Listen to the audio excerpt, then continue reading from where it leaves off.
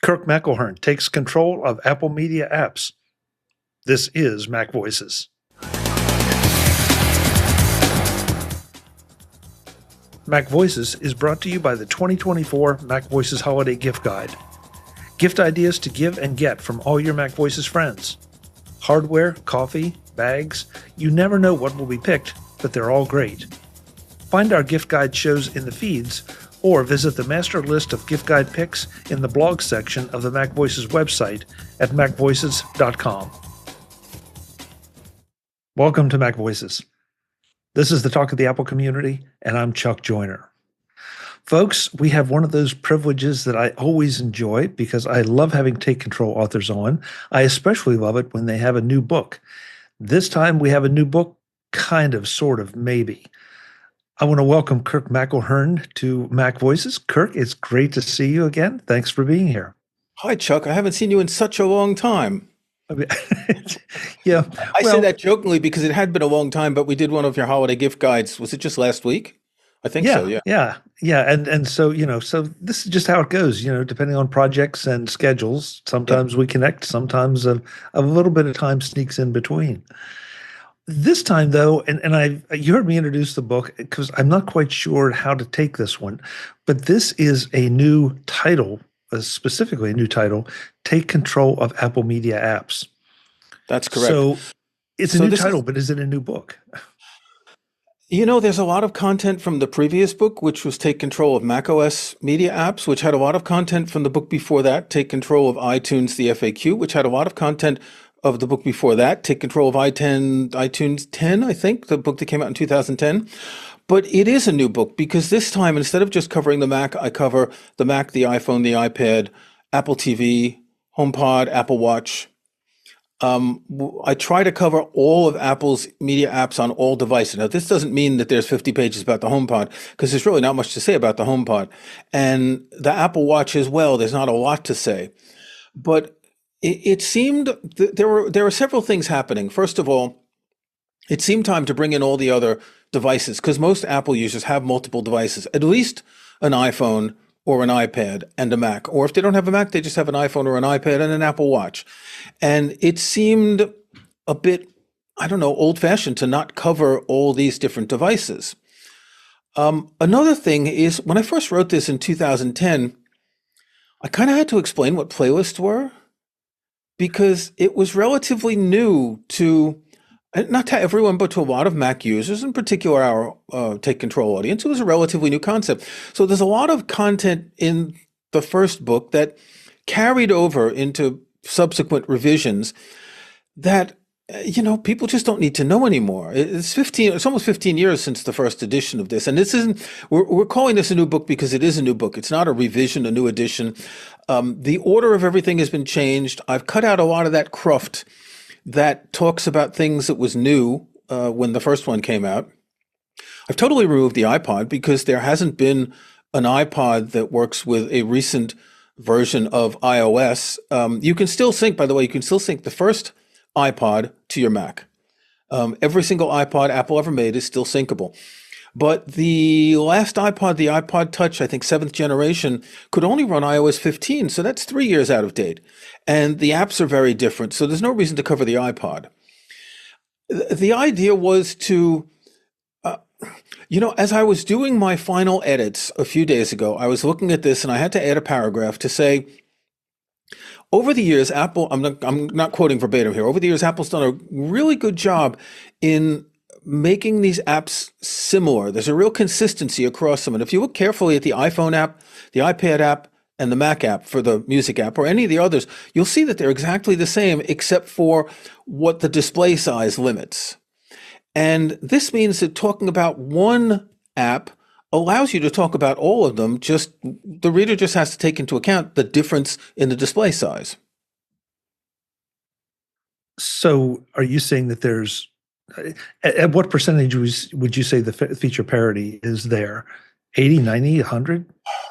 I'm going to go with 90 because I haven't investigated a lot. Let me give you one example. If you look at the music app on Mac and you look at the music app on iPad, you turn the iPad in portrait view, it's exactly the same. You've got the sidebar, you've got your view on the right.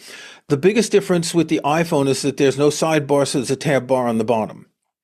If you look at the TV app on Mac and iPad, it's exactly the same if you're in portrait mode. If you're on an iPhone, it's the same with the tab bar. So they've really, I want to say it's the same code base for all these apps. I don't know that, but it looks like it. And what they've done really well is, when a web page is responsive, that means it displays on any device, and you get the feeling that these apps are responsive. This wasn't the case a few years ago, where each platform, by platform I mean device platform, had quirks and differences. But in the past couple of years, they've really homogenized this a lot. While you were talking, I checked my iPhone because I only ever use my iPhone in, at least for the accessing the music, in portrait mode. But I never even thought about turning it to landscape because sort of the same thing with my iPad. My iPad. Anytime I use that, I'm usually in landscape. So I didn't even think about the fact that the interface changes depending on rotation. The iPhone obviously does not, by the way. You know that, but Although everybody there else are some didn't. iPhone apps that do. I think the Mail app does, right? When you go into landscape. I believe so. Yeah. But they So haven't. Maybe they'll do that in the music. Well, if they do that in the music app, there's not enough content that displays vertically. It's too right. small to display a lot. Yeah. But, But I but never even essentially, thought about trying it. So yeah, yeah. essentially the apps are the same. Obviously, the Apple Watch is different, the Apple TV is different, but the Apple TV apps look a lot like the apps on Mac and iPad. They're not that different. So we have gotten to a point where it's not, I don't have to rewrite chapters for each version of the app. I can one chapter, and if there are differences, I'll point them out and say, on the iPad, it's like this, on the iPhone, it's like this, whatever. But I don't have to write 3 or 4 different books to cover all this across all the apps. And since users have become more sophisticated and more experienced, there's probably more of a need for teaching them how to use some of the advanced features, or maybe making them aware of the more advanced features, other than just listening, watching, that kind of thing. There aren't that many. Well, okay, the advanced features. I start with listening to Apple Music, and I didn't do this in past editions. In past editions, I started with listening to music on a Mac. Here's how you put a CD. Here's how you play a CD when your Mac had a CD drive, right? Here's how you play music in your library. But I start with Apple Music because if you're an Apple Music subscriber, that's what you're going to be doing. It's the first thing you're going to be doing. If not, everything's the same. It's just you're searching in your library instead of in Apple Music. So it's exactly the same. Advanced features, I would say Smart Playlist are advanced features, only available on the Mac. Most people probably don't use them, which leads to tagging music files. So entering, maybe correcting album names and artist names and entering a personal genre, etc. But there aren't that many advanced features in these apps, to be honest. And that's another thing that Apple's done. I don't always defend Apple, and you know that from past discussions we've had in interviews. But here, I think they have really, I don't want to say that they've made them dummy proof, but they've gotten close. Another good thing is that they haven't made many changes in these apps in several years. And that's good. When we go back, iTunes 9 to iTunes 10 was a big change. Then iTunes 11, a lot of changes. Then iTunes 12, a whole bunch of changes. And once they split this up into separate apps, they've remained a lot more consistent over time. I think we will not see major changes in these apps. I think they've reached a level of a design language that they like. By the way, you can use Apple Music on the web and it looks exactly the same as the Apple Music app on Mac and iPad, etc. The design language is consistent. I can see them making small changes going forward in terms of features, but they're not going to upend these apps at any time. We're past that. We needed these changes. The first iTunes, wow, I'm old. 2001 was the first version of iTunes, right? And it only handled music. And then the next version, I think, handled videos. And then they added photos and syncing contacts and then audiobooks and podcasts and all that. So for years, they were adding new features for new content. In 2015, they released Apple Music. 9 years it's been. And that was the last major content feature that they've had. There's no new content to add to one of these things. They're not going to make They're not going to make the music app something where you create music. They're not going to make it. They're not going to let you access music on other platforms like Spotify or YouTube or whatever.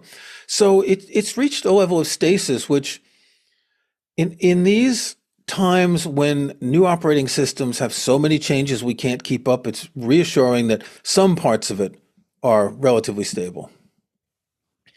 I find it interesting that you brought up the splitting of the iTunes app because when that happened, there was a bit of controversy around that because people had gotten used to having their podcasts sitting right beside their music, and and then all of a sudden you had different apps, and that didn't always go so well.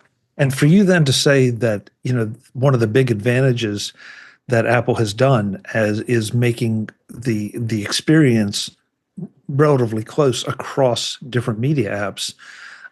I mean, does that say that it was a smart thing to split them up because there are some differences in the way you consume different things? I've never been a partisan of the iPhone is bloated team.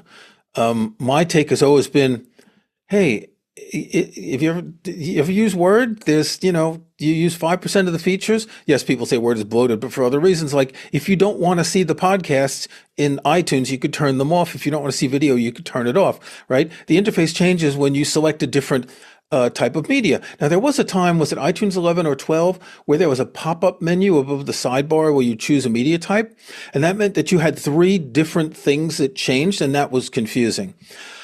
But I never felt that that was a real problem. I think splitting them up, if they're split or if they're in the same app, I don't think it makes a difference. They can do the same, whether they're different or whether they're separate or united, they can do the same things.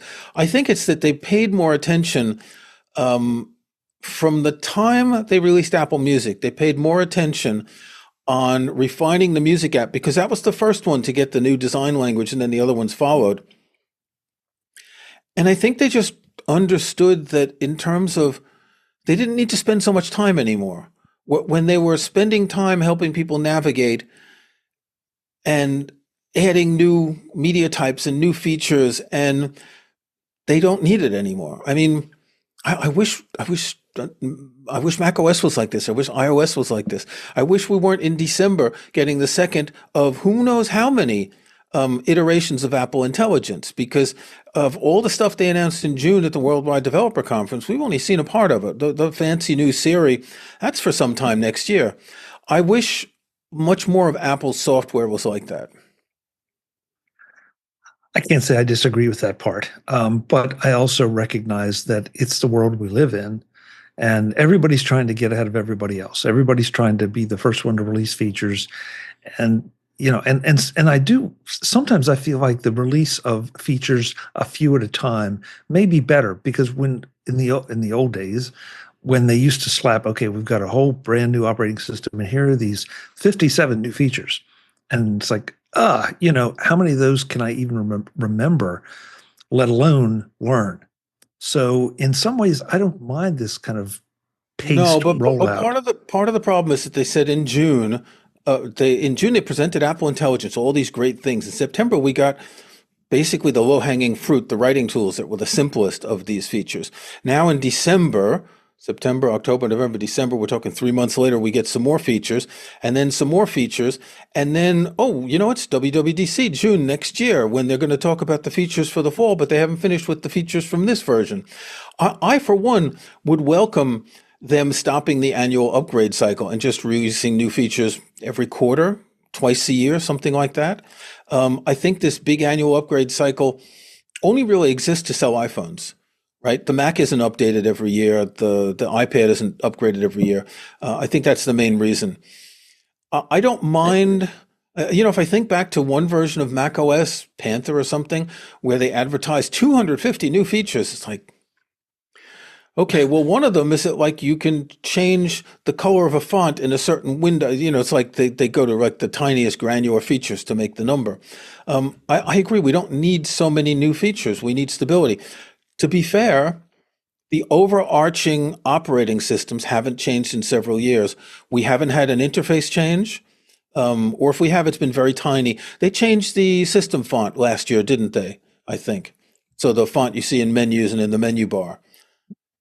But if it wasn't last year's, yeah, but I know what you're referring to. yeah, Yeah. but the Finder hasn't changed. We haven't. We went through brushed metal and aqua and all these different versions, and the Finder's stable, and there's no reason to change it anymore. You can understand that they want to. If a design gets tired, then they change it. Aqua was really short-lived because it was kind of like late 1970s disco in a way, and disco really died out pretty quickly, and Aqua kind of felt old really quickly.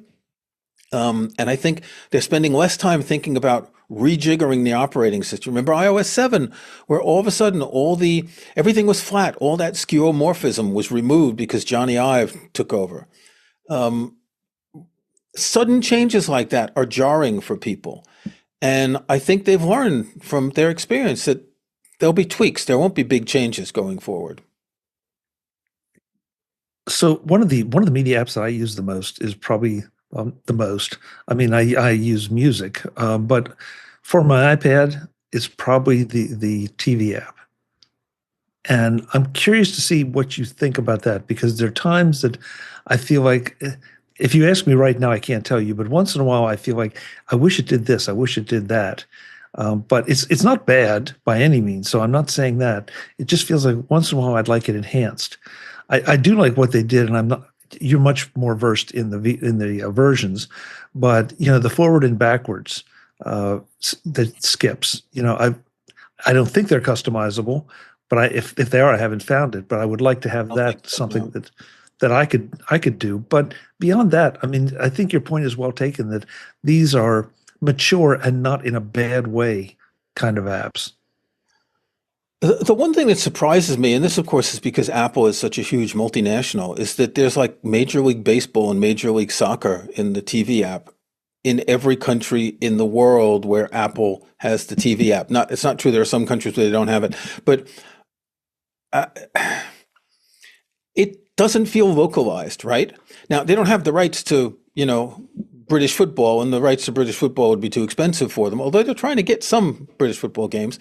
But seeing Major League Baseball when I'm in England, or people in Germany and Italy and France seeing, Major League Soccer, it's like they've got their own soccer/football teams. They don't care about American soccer teams. So that seems to be, but I would like to just remove that because I don't want to look at them. I'd like to be able to remove them from the sidebar. I don't need to see that sort of content. I think the TV app is above all a store. Very few people put their own videos into it. You have to rip a DVD or a Blu-ray, which is not simple.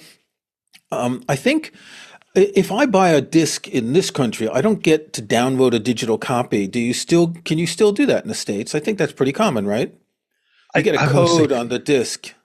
Yeah, I won't say it's common because I haven't bought that many in Yeah. with the world of streaming now. But well, you just picked a particular movie. I won't spoil it for anyone if you haven't seen the gift guide.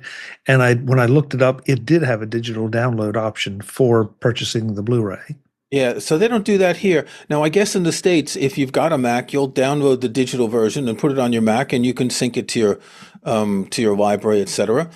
But other than that, there's nothing. It's just a store. It's just for Apple to make money. You either subscribe to Apple TV Plus or you don't. If you do, you get their content.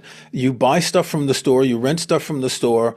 You subscribe to channels through the Apple TV app, so other TV sources, streaming sources, and you look at them through there. It's a money making hub. It's not meant to be.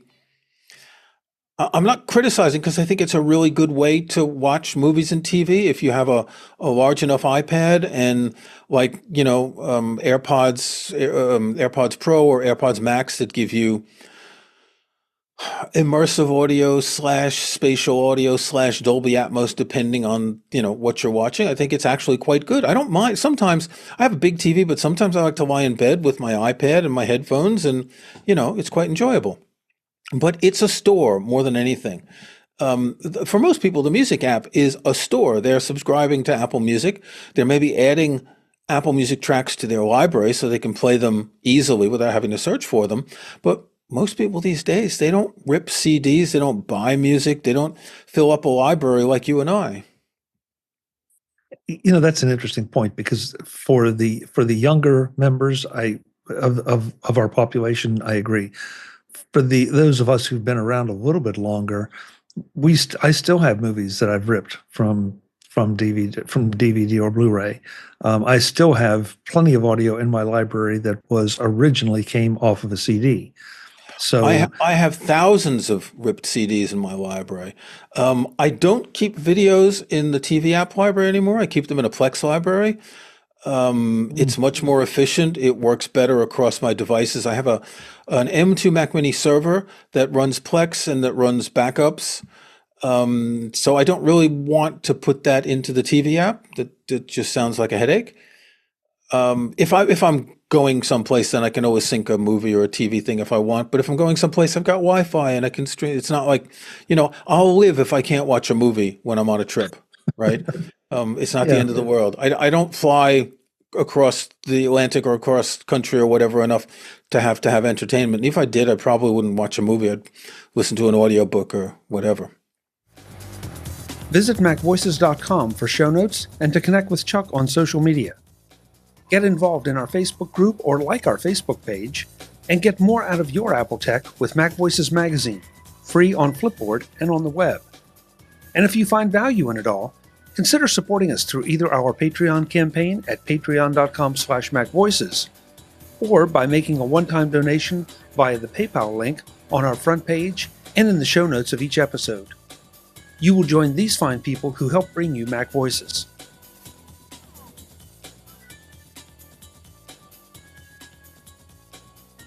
Advertising handled by Backbeat Media at backbeatmedia.com. Bandwidth provided by CacheFly at cachefly.com.